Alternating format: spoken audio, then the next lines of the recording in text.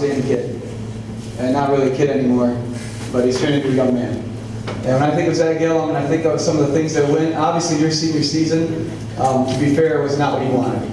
And it started off, getting hit in the head, and it ended up that we just could not get you back from it.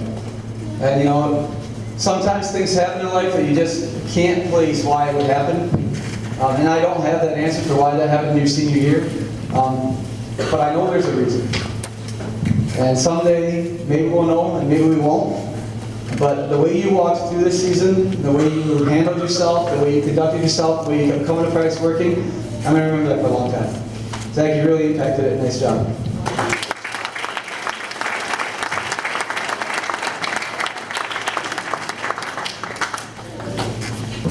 Real fast, just so you know what's going on, I'm sorry, I just took a few minutes to start. Last year we started this. We've asked the senior dads or moms to step up here and just read off or talk to their son. Okay, so they get 2-3 minutes here, whatever, or longer. I'm not going to cut them off. We might not plug the mic at some point.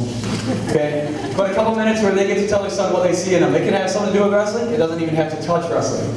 Just as Zach's going out, this is what Kevin sees in his son. Well, somebody has to go first, so I guess it's me. And I'm a few words, just like Zach, if you know him, very few words, so this will be quick. A little over 18 years ago, I was holding you in my arms in the hospital, and I asked God for one thing. Give me each day that I need to be the best dad I can be, and don't let me get in the way of the purpose that God has for him, whatever that may be. I remember praying that in the nursery, holding him in my arms. Along that journey, neither of us have been perfect, me being a dad or you being a son. We have shared some great moments and even, quote, awkward conversations together, as you call them. I call them great times of bonding and growing together as father and son. I have loved to watch you grow in your faith and become a fine young man. The one trait you have that I love the most, because you get this from me, is that you love to plan. Everything needs to be planned out. So much so, it has always been fun to not tell you what we were doing, just so I could watch frustration grow. This planning has led you to be driven and having purpose in your life, seeking Christ in every decision and listening to His plan for you.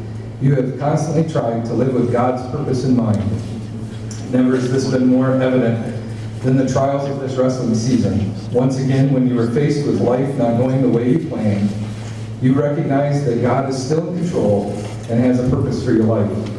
Purpose has always been a focal point of who you are. Always remember, man makes goals, but purpose is from God. So I give you a couple things to remember. Zach, be a man of integrity, and integrity being the total consistency of heart, words, and actions with God's righteous design in mind for you. And second, this is really to all of you young men, you were born an original with a purpose. Don't leave this world a copycat.